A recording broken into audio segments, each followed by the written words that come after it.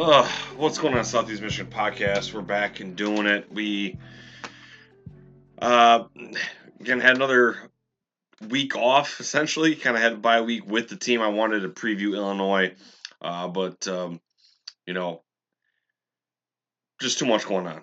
Right? It's been kind of what I've been saying every episode for like the last month and a half, 2 months. It's just been crazy. My kids, for the most part, are done with their football season, so now Monday and Tuesday is kind of be more available for me. Tuesday with practice and Monday with practices for other sports.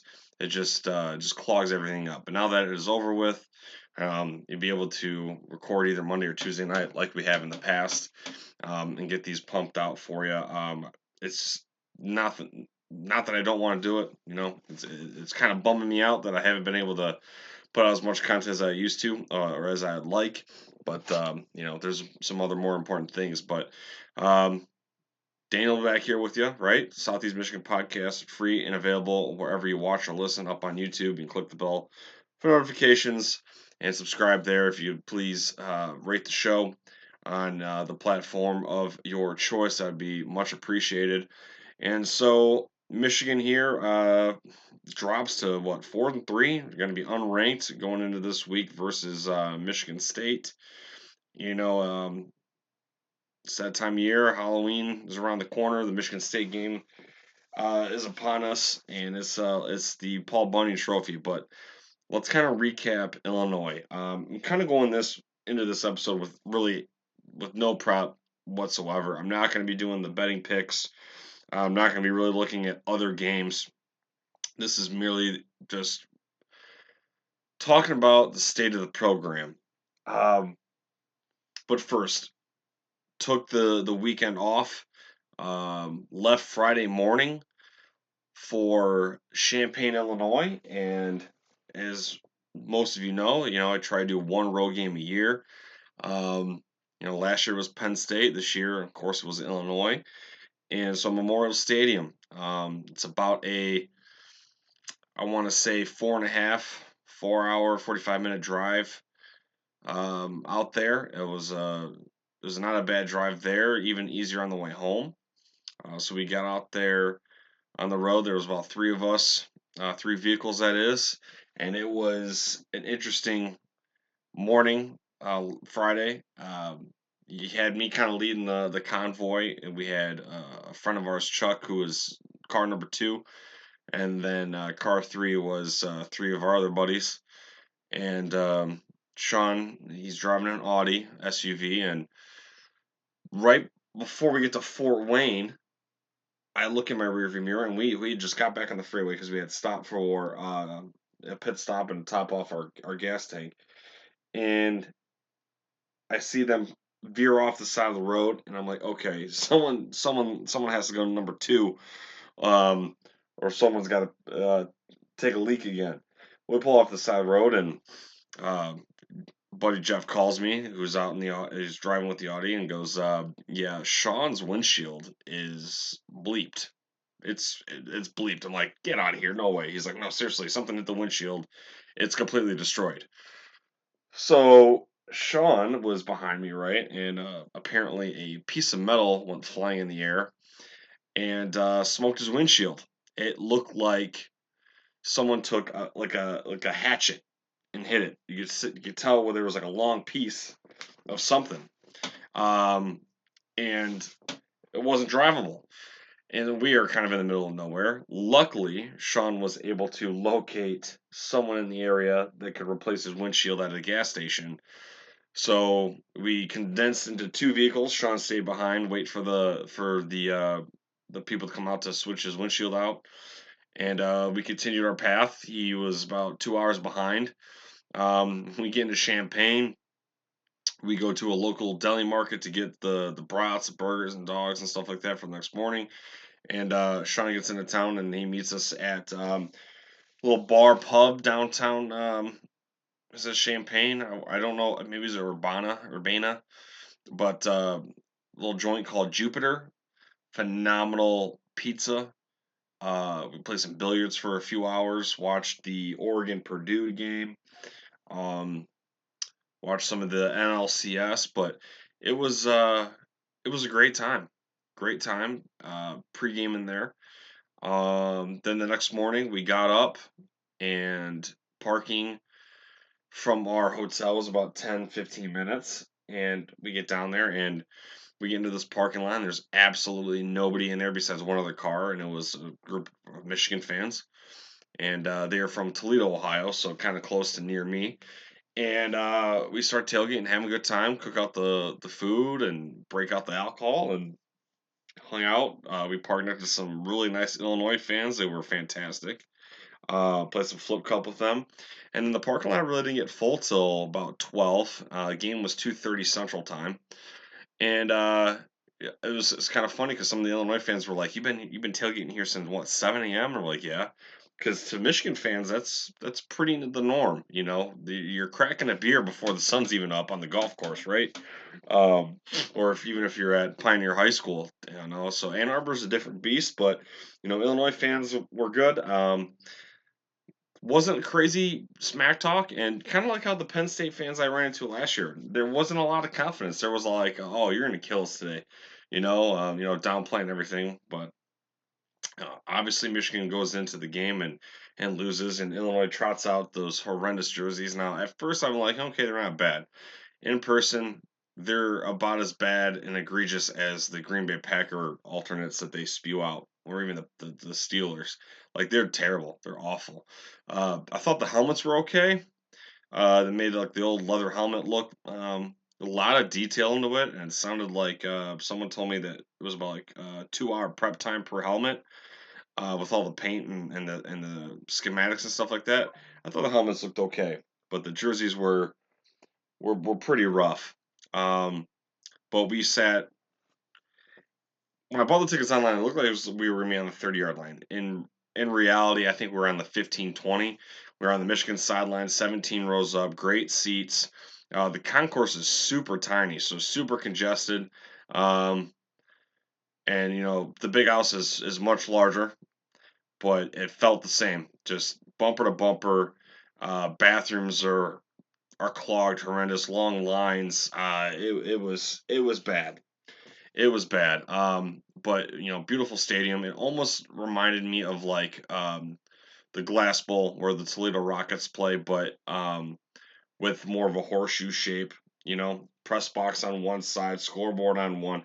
It gave me a similar vibe or feel to it. Kind of felt homey. But it was very loud, and the student section is set up in a way where they pretty much get the one whole, I think, the north end zone basically. Um, so I thought that was interesting. But um, anyways, really, again, nice drive home. Stopped right outside Indianapolis for some BW3s, but not a bad experience. Wanted to see a win. But checked off another stadium to go check. That's not Michigan off the list, right? So I think next year is going to be Nebraska. So, anyways, enough of the honky dory stuff. The game itself, again, I didn't do any prep like this, like normally or like normal because quite frankly, I mean, what else is there to uncover? Stat lines. Jack Tuttle, 20 of 32, 208 yards, one pick. Luke Altmaier, 9 for 18, 80 yards and a touchdown. The rushing, Khalil Mullings, 19 carries for 87 and a tutty. Um, Lawfrey, 9 carries, 54 yards. The leading receivers was Colston Loveland, 7 for 83. And then Bryant for Illinois, he was 4 for 32. 3 turnovers for Michigan. Led the way in first downs with 20 to Illinois' 18. Even led in total yardage, 322 to 267. Time of possession, 33 and a half minutes to 26 and a half minutes. But again, 3 turnovers, 6 penalties for 61 yards. Uh, fourth down efficiency, 3 of 4. 5 of 14 on third down. Illinois was 3 of 11 on third down, 1 of 2 on fourth down. Um, Donovan Edwards, I guess you could say, he was 7 for 38.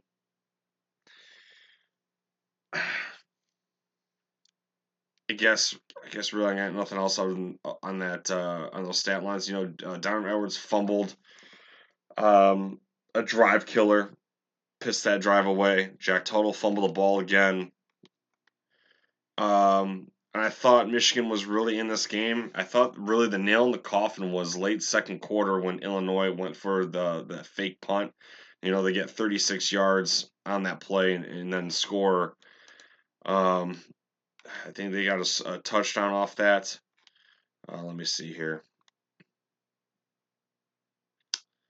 Um, yeah, so 36 yards to the Michigan 16, so they get a first down there.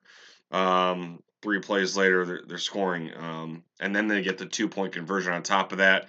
I want to say there was a penalty there that then basically allowed them to retry the point after, or the 2-point conversion that is. But I thought that fake punt was pretty much Michigan's last shot of holding them off. The Michigan's offense is bad, boys. It's atrocious. The run game is there, but you can't if the passing game can't complement it, then it's not going to work. This is a game where all they had to do is just not turn the ball over, and you could win this by 3 points at least. Um, Donovan Edwards again fumbling the ball was atrocious. The Jack Tuttle interception, like you don't know he's trying to throw a back shoulder fade or something in the corner of the end zone, and it's just right to the defender. And it's like every time there was a sign of life, some breath of fresh air, they just shot themselves in the foot. I thought there was another drive killer was just a egregious pass interference penalty against Michigan. Thought that was really bad. Just that really hurt them. I think there might have been a drive or two before the fake punt. Um, but they really could not get to Luke Altmaier that much. I want to say, they logged 1 sack, and they're crediting Josiah Stewart and Derek Moore, splitting that in half. You know, um, Kenneth Grant and Mason Graham were getting some pressure, but nothing consistent. I thought Jayshon Bourne probably played his best game of the year, ironically. They blocked a punt as well. Michigan gets a field goal, and then Illinois blocks a field goal. Just absolutely despicable. Um,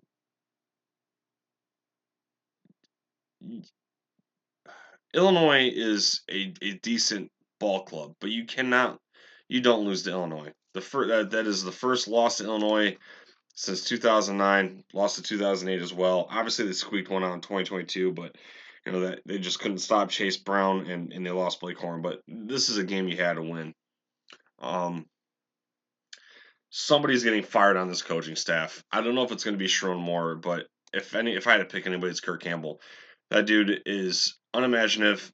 It's bad. It's no shock now to why he was let go at Old Dominion or wherever the hell he came from. Old Dominion, South Alabama, whoever. He's terrible. He's got to go. Wink Martindale actually fielded a good game. So that's ironic is the defense finally played decent enough, and Jayshon Bourne played his best game.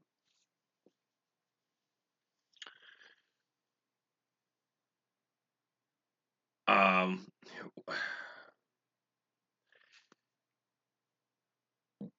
it's been said a bajillion times. We didn't think that this team was going to compete for a national championship. There's no way this team was going to go back to back. I didn't think it was out of the possibility that this team could go to Indianapolis for a fourth straight year. That's not happening. Despite what they lost to the NFL draft, I thought that with the two deep guys for the last 2 years coming into the one, thought that would have been sustainable. Didn't think the quarterback play was going to be this horrendous. Jack Tuttle, gave a spark in that Washington game. He can't stop turning the ball over. Davis Warren can't stop turning the ball over. Your conspiracy theory is as good as mine regarding to Jane Davis. Is Jane Denegal really this bad to where he's not even being mentioned? And who do you go with going forward? I mean, is it really Alex Orji? I mean, he doesn't turn the ball over because he can't throw the ball anywhere near a wide receiver, tight end. Like the ball's not even close to anybody, so I guess that's a good thing. Um, this team is really, really bad. Like if this team went up toe to toe with 2017 and like Brandon Peters, John McCorn, 2017 is blowing this team out of the water. Um, again, a lot of things, a lot of attrition. Coaching staff's gone, but there was enough here to where this team should not be this bad. And then again, with the whole quarterback thing, is it's like why do they address it in the portal? And again, devil's advocate is they're still prepping for the national championship when a lot of these other players are moving on to other school. Like there's just not enough time. Maybe there should have been more due diligence there. But I think it was just everyone was solely focused on the national championship, and they just did not take the next season signal caller's position more seriously, or maybe they were confident in what they had, but a very bad, poorly judged miscalculation on their part. So Dave Portnoy's out there. The Bryce Underwood rumors are making everyone hot and bothered and hopeful. I guess you would say maybe I don't know, but they got to go out and get somebody. Um, and you'd hope that Jane Davis is here next year and turns it up. I don't know. That's just they're just in a bad spot. Um, but someone's going to get fired. Kirk Campbell is definitely on the hot seat. Wink Martindale, his job isn't safe. And is Sharon Moore over his head? You know, um, we're in a bad place. We're in a bad place. Indiana absolutely destroyed Nebraska. That just made my butthole pucker up even more for when they have to play the Hoosiers.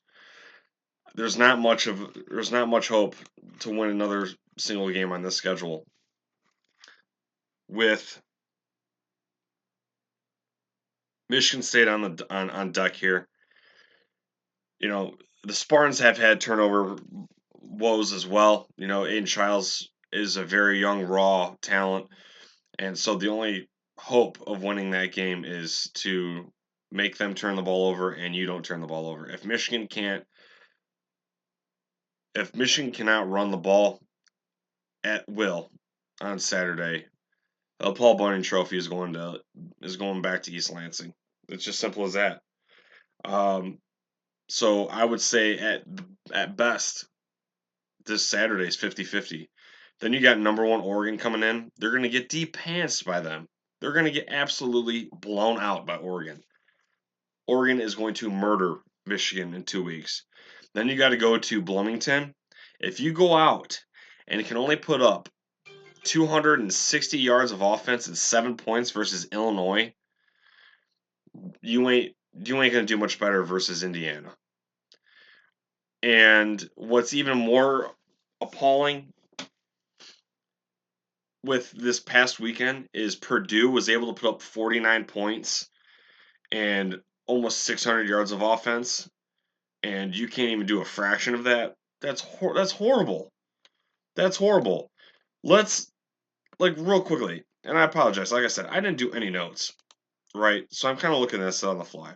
Let's just look at this for a second. So Illinois in double overtime beats Purdue 50-49. Okay. Purdue is 1-5 on the year. They haven't won one Big Ten contest, but they're able to put up 23 points alone in the fourth quarter to send that pupper to overtime. Well, now they're 1-6. Purdue beat Indiana State 49-0. They got blown out by Notre Dame. They got blown out by Oregon State. They got blown out by Nebraska. They got depanced by Wisconsin. 1 point loss to Illinois, and then they lose 35-0 at home to Oregon. And they can go out and put up almost 600 yards offense versus Illinois. And we're over here watching Michigan struggle to convert a third down. It's absolutely disgusting. So yeah, what game is Michigan going to win on that schedule? Oh hell yeah, Mike Evans just scored. That helps out my parlay right there. All right, hold on. Let me pull this up real quick. Sorry, I closed out the stupid thing by accident. So yes, so 50-50 versus Michigan State, probably 95-5 Oregon. I mean, the only other winnable game is Northwestern, and that's the week before Ohio State. Now, Colson Loveland's mom went online and basically, is pretty upset with Michigan fans online, bad mouthing the team and everything like that. Outside of absolutely like going personal attacks or DMing a player, whatever like that, I mean it's fair game. This is today's college football. You're being treated even before NIL. Your college teams are getting grilled and criticized just like pro teams, whether you think that's fair or not.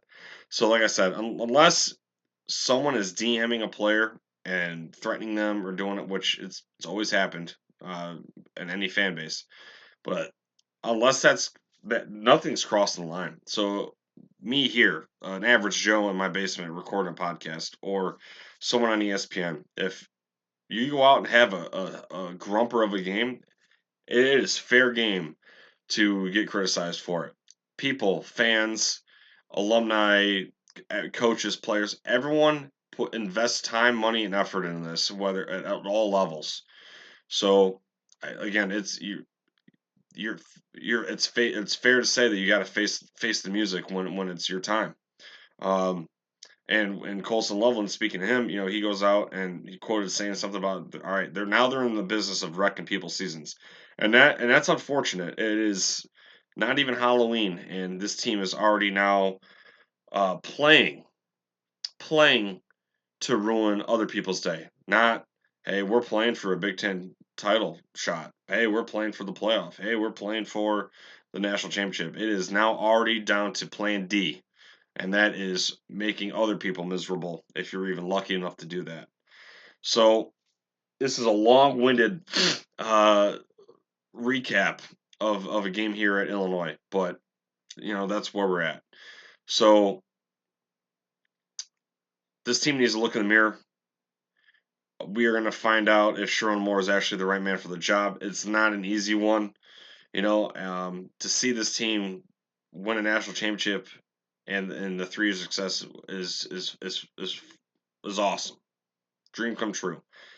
And again, wasn't expecting a national championship back to back, but to be 6-6 bad, it's pretty rough. And it's not just, and again, the attrition, but it is blatantly obvious that these coaches do not have this team prepared. Coming off a bye week, 7 points, 250-ish yards of an offense, unacceptable. It is unacceptable at any level. So we don't know who the quarterback is going into Michigan State. The only shining bright spot is that this game is at home. Hopefully, enough fans show up to make that thing loud and in a hostile environment as much as possible. And if Michigan can't run the ball, Paul Bunyan is not coming back to Ann Arbor.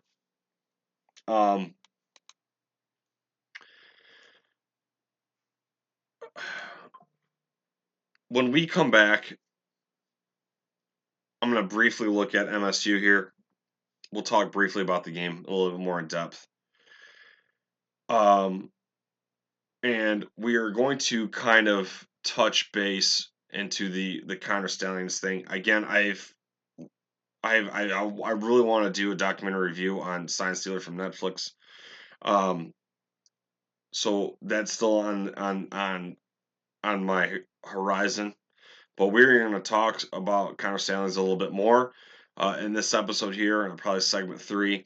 And we're going to bring it up really because that bozo, uh, without consulting his lawyer team, his legal advice, he went on a couple weeks ago and went on to Bustin' the Boys podcast with Taylor Lewan and Will Compton, and decided to just reveal more information for some goddamn reason.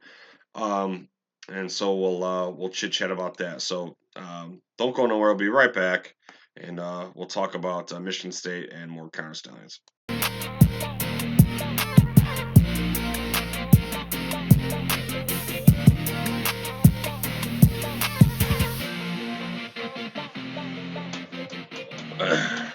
All right, folks, back for segment 2, and like I said before we went to the break, bring up Connor Stallions again, and I really want to get into the documentary review. I might be able to do it this coming up week or so. I'm gonna rewatch it, of course. And if you're watching rather than listening right here, I'm about to get into this article. We're gonna read an article from USA Today by Ihsan Kasim. This was back on October 8th. I'm gonna read this, and this is gonna kind of prelude into my opinions and thoughts on Connor Stalions stupidity going on the Bustin' with the Boys podcast to um, basically just reveal more crap, even with the investigation ongoing. I didn't listen to the entire interview. I listened to probably like 90% of it. So go back to if you want to. It's it's an interesting listen, of course. If you go to Bustin' with the Boys and check the interview out. Uh, Basically, without consulting his legal team, he diverts his flight to then get on this podcast with those guys and reveal more details about the whole scheme and everything like that. So let's get into this USA Today article. And if you are watching, like I said, you can follow along. So this one was titled "Connor Stalions responds to Cade Stover says Ohio State's calls weren't tough to decipher." Former Michigan football staffer Connor Stalions joined the Bussin' with the Boys podcast on Tuesday to discuss his role in the Michigan sign stealing scandal. Stalions, speaking to show hosts with Will Compton and Taylor Lewan, was also asked about his Michigan manifesto and how he got into deciphering signals as a student coach for Navy football. He also talked about Ohio State football and fired back at former Buckeyes tight end and current Houston Texan Cade Stover. Quote, "It started at Navy," Stalions said. "I asked, 'What do I do on game day?' I forget who it was, but one of the coaches said, 'Well, I don't know. Let me look into it.' But I remember last year we had a guy, he just graduated, who tried deciphering the opponent's signals in the game. I knew nothing about it. I never did that in high school. I was like, I don't know, okay. But I went with a blank sheet of paper, a clipboard, and a pen. Our first game was Ohio State. That was the birth." Connor Stalions said it took 3 drives to figure out Ohio State's signals. In his first game day with or in his first game day with Navy on August 31st, 2014, midshipman played Ohio State. Though the Buckeyes won the game 34-17, Stalions said it did not take him long to figure out the play calling for Ohio State. He said it took all of 3 drives to recognize what was going to be called. Quote, "I don't remember exactly the play," Stalions said. "I think they ran power a lot. It's been a lot of games since then. I just remember getting their offensive signals pretty early and not knowing what to do with the information. I would just yell it out. There wasn't a structure. No one knew who I was. In 2 weeks into being a student coach, or I'm 2 weeks into being a student coach. They don't know who I am. The OC knew who I was, but he was up in the booth, and the director of football ops knew who I was, but that was pretty much it. And the players. So I'm just yelling, 'Power left,' and it would be power left. You just got a knack for it, but it's not rocket science, it's just signals." Connor Stalions responds to Cade Stover's criticism. In September, Stover spoke to reporters about his debut. He was also asked about the Netflix documentary, Untold Sign Stealer, about the Michigan sign stealing scandal. Stover told reporters he did not need to watch the documentary because he lived through it. Stover expressed dismay that Michigan could predict a play Ohio State would run in a formation it had never used in the game. When asked about Stover's comments, Stalions responded that he did not remember exactly what the formation used, but he picked up on the context clues. Here's the thing, Ohio State had like 8 signalers all year, something like that, Stalions said. Everyone signals in formation. Mistake number one. Mistake number two, they never changed who their live signaler was the entire season. Compton and Luan had the producers pull up the exact play and discuss it with Stalions while watching it. Slot Y, slot Y. They motioned into slot Y, Stalions said as they rewatched the play. They signaled their signal for slot Y formation, and then the guy who was live the entire season signaled Y, then delay. Am I supposed to see that and be like, oh, I don't know what this is? I said, has got to be a Y delay screen. Stalions was quickly identified as a central figure when news of Michigan's sign stealing scandal broke, and subsequently resigned from his position early in November 2023. The Wolverines went on to complete an unbeaten 15-0 season in 2023, including a 30-24 win versus Ohio State. The Buckeyes will rematch against the Wolverines on November 30th at Ohio Stadium. So there's that article, okay? Very brief, basically, really highlights the whole Cade Stover thing. So um, more things were revealed. Um, so I highly suggest go rewatching Bussin' with the Boys. But to basically just divulge more information was was very dumb. He goes into admitting that when they lost to Michigan State in 2021, when Kenneth Walker just went bonkers, right?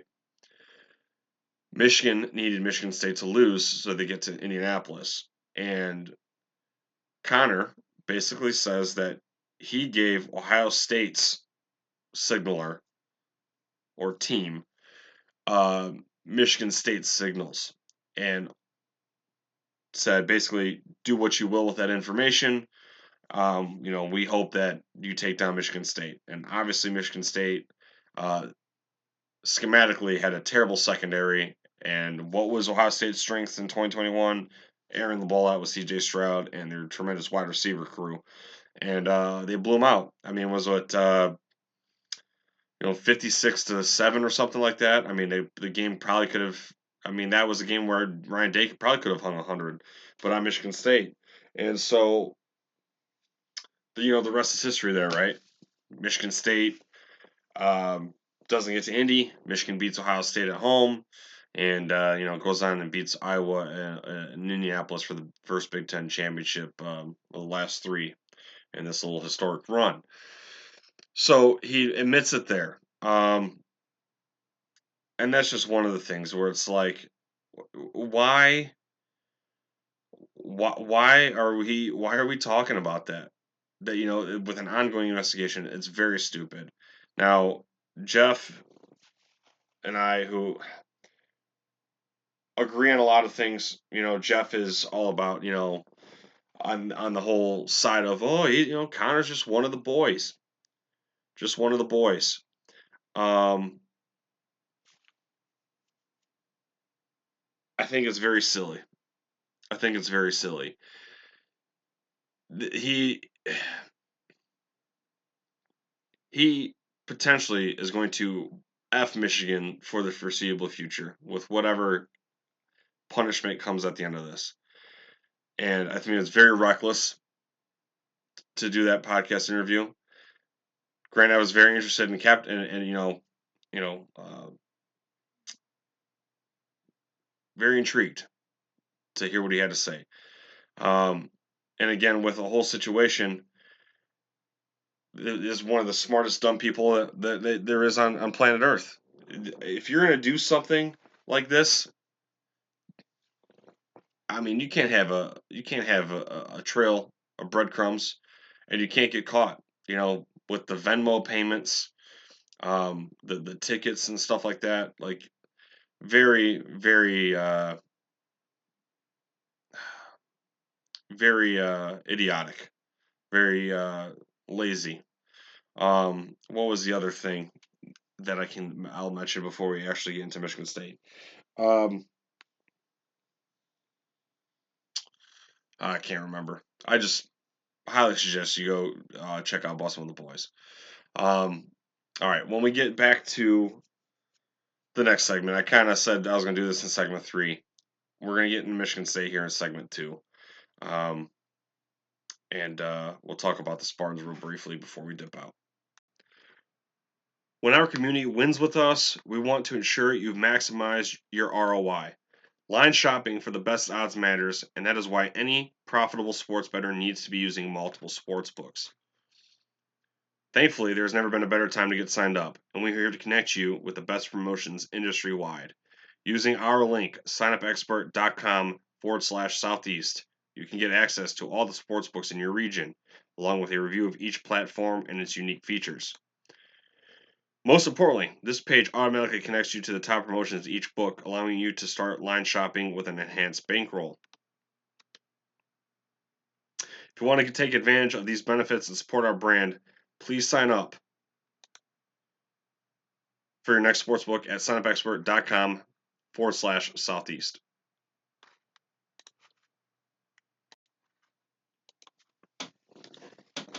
All right. Without any notes, let's get into with this weekend's game here. Michigan State. The opening line on ESPN Bet is -5. Michigan somehow favored in this. The over/under is 40.5. MSU is plus 175 on the money line. And on ESPN's analytics, Michigan is predicted 67% to MSU's 32%, basically 33% really. Both are 4-3, 2-2 in the conference. So far, Michigan State is beating Florida Atlantic 16-10, beating Maryland 27-24, Prairie View 40-0. They lost 3 in a row. Started with Boston College on the road 23-19, Ohio State 38-7, at Oregon 31-10. They beat, shockingly, Iowa 32-20. I didn't think that was going to happen. And then they got Michigan here before they take on Indiana at home, at Illinois, Purdue, and Rutgers. So they have a shot of really. See, you got 5 games left. If they go 3-2, if they finish 7-5, that's about where I had predicting them over the season. And so, I mean, that would be a win in my book for Michigan State. That would be, after of what this program has gone through. Yeah, I think that's an absolute win for them. Let's look at the numbers. Okay, so we got Aiden Childs, who, like I said, very talented, very raw. Has a problem with turning the ball over. Okay, he's been sacked 15 times on the season. He's thrown 3 picks, excuse me, 9 interceptions. Wow, yeah, he's thrown 9 interceptions to 6 touchdowns. He's got a 59% completion percentage, just under 1,500 yards passing. And then you got their leading rusher, Karan Lynch-Adams, 82 carries, 424 yards, averaging 5.2 per carry and 2 touchdowns on the year. Their leading receivers is freshman Nick Marsh, 24 catches for 433 and 1 touchdown. He's averaging 18 yards per catch, which is pretty good. Let's see here. Their sacks on defense, they've got 15. Their leading sack guy is Chris Bogle with 3. Actually tied with Jordan Turner for 3. And their kicker, Jonathan Kim, is 15-16 on the season. So, I mean, toe-to-toe with Michigan, I mean, that's... I don't know, man. Like I said, I feel like this is like a 50-50 ball game. Let's bring up Michigan's statistics real quick. Show you a little bit of a comparison. So really, MSU's been rocking with Aiden Childs the whole time, and we've rolled out 3 guys. Davis Warren, He 66% completion percentage, which is pretty decent. 444 yards. You know, 2 touchdowns, 6 picks, sacked 4 times. Jack Tuttle, 306 yards, 60% completion, 1 touchdown, 2 picks, several fumbles, 6 sacks. Alex Orgy, 148 yards, 53 and a half completion, um, 3 touchdowns, 1 interception, sacked 3 times. What's interesting about Orgy is he's completing uh, 3.5 yards per pass, which is horrendous. Um,